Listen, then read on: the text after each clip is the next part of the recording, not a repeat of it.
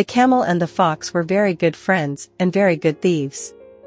One day, the two friends decided to cross the river so that they could travel to a nearby farm to steal food.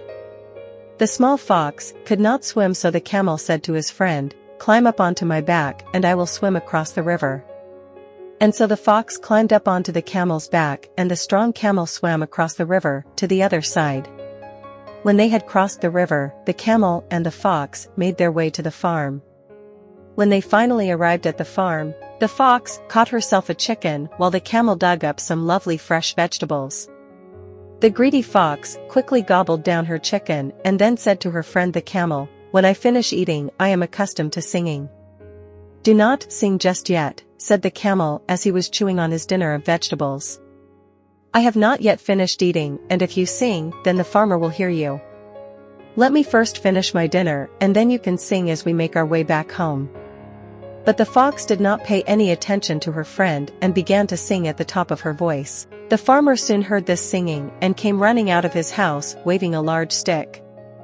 "I will teach you to steal from me," exclaimed the angry farmer.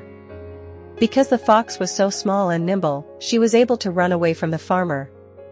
But the poor camel was very slow, and still in the middle of eating his dinner, and so he did not see the farmer until it was too late. The angry farmer set upon the camel with his large stick, and the poor camel received many blows to his legs and back before he was finally able to escape. When the camel reached the river, his bones ached and he was very upset with his friend the fox. "Why did you sing when you knew that farmer would hear you, and you could see that I was still eating my dinner?" asked the camel.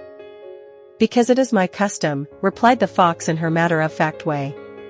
"Now let me climb upon your back so that we may return to our home across the river." Then the camel walked slowly down the riverbank into the water and began to swim across to the other side with the fox upon his back.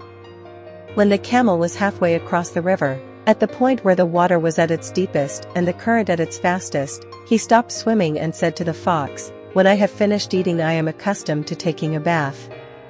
"Do not take a bath," pleaded the fox. "I cannot swim, and if you take a bath I shall drown." "I am very sorry," said the camel, "but I always take a bath after I have eaten. It is my custom." And with that the camel lowered his back into the deep water until the fox lost her grip on his back and began to splash around helplessly against the fast current. "Help me!" cried the desperate fox. "I am drowning, I am drowning." The camel asked the fox, "Are you sorry that you were so selfish and caused me to be beaten by the farmer?"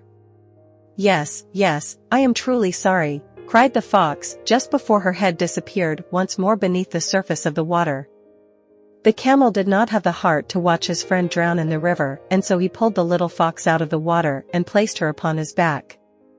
Then the camel swam the rest of the way across the river and climbed up the bank and onto the warm grass. The fox realized that she had been very selfish and said to her friend, "I am so sorry for what I did, and I promise that you can trust me forever, and that is that. And I am sorry that I had to teach you a lesson today, but many times in life it is often a case of tit for tat." Then the two friends began to laugh and roll around in the warm grass while the sunshine dried their wet fur.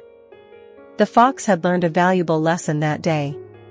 She had learned that it was not good to betray a friend, and that if you do wrong by somebody, then somebody might well do wrong by you. It was indeed a lesson of tit for tat.